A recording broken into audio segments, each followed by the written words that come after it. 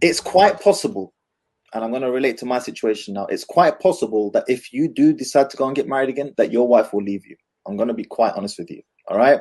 And the moment she starts threatening to pull out, loss aversion comes in straight away. We don't like to lose stuff. Okay. I could give you £10. You wouldn't think twice of it. But if I take £10 out of your pocket, you're going to feel that. Right. We are all loss averse. The moment she starts pulling away genuinely and you start to believe it, you're going to start, running faster to catch up with her. You need to understand this. There's a possibility she might leave. She may well go. But just as once my wife finally got her khul, without going into too much detail, she got her khul, the sheikh granted her khul, and she asked me to remarry her no less than 3 times. 3 times she asked me to marry her again because she realized what a mistake it was. By that point, I was, despite not wanting to divorce her, after the divorce, I realized, you know what, we're better apart than together because our arguments were destroying the children, absolutely destroying them. But my point here is that she wanted to come back. Now, that you will have to decide whether you want to take her back or not, but it's quite possible that she will leave, and you need to make peace with that in your mind right now. Yep. She may well leave. And I agree with you. Most of them want to come back. I'd say 8 times out of 10, they want to come back. Why is that?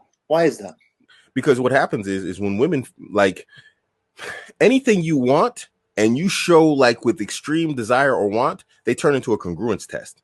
And women aren't really good with ultimatums. They don't understand that generally when a man, they talk in terms of feelings, and they don't understand that our word is like, as they say, word is born.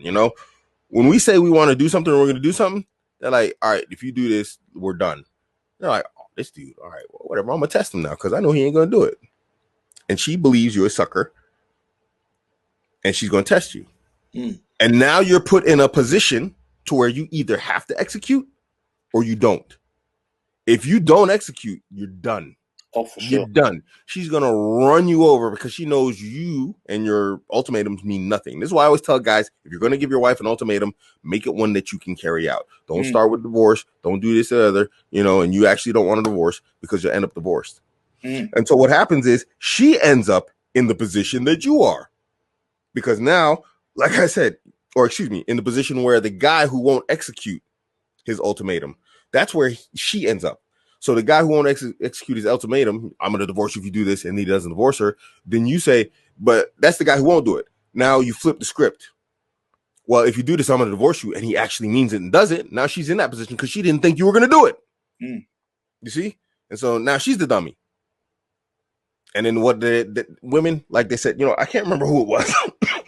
I can't remember who it was. One of ulama, he said, like, most of the time women ask for divorces and they don't want it. And then a comedian even said that women always ask for stuff they don't want. So her initial request for divorce, ignore it. Just ignore it. Right. Now, if she's persistent for months, days, weeks, no, not days, but just weeks and months, yeah, okay. Well, is this what you really want to do? You sure you want to do this? Because this is going on for a long time. Yeah. No, that's important, actually. And I'm going to share a personal anecdote again. After I got married again, we went through a tumultuous period, me and my first wife, it went on in total for around 2 or 3 years before she finally got her khul. And initially, she would pull the whole divorce thing out, but in emotion. She was emotional, right? So she'd be angry and so on, and then she'd come back around afterwards. But then there was a day when she said it, and I realized today is the day this woman is not joking. This woman is actually serious. And why? It's because when she said it to me cold. No emotion, no anger, no sadness, no nothing. It was icy, like cold. And when she said it that day, I realized, you know what? She actually wants out. She really does want to leave. So, man, I'm getting bad memories from that time, man. I mean, like bro, said, before I knew this stuff, it was really tough, man. It was rough times. Right.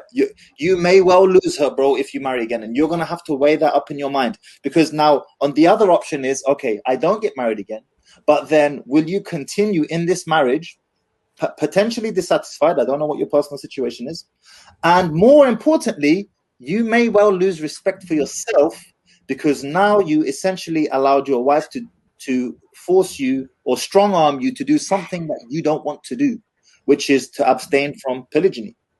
Yeah. So you're faced between two difficult dilemmas. You are on the horns of a dilemma. You have to decide which one you are willing to face. And there are consequences to both. On the one hand, you might lose your family if you get married again. On the other hand, you might lose respect for yourself if you don't. So you're on the horns of a dilemma. Only you know which is more important to you.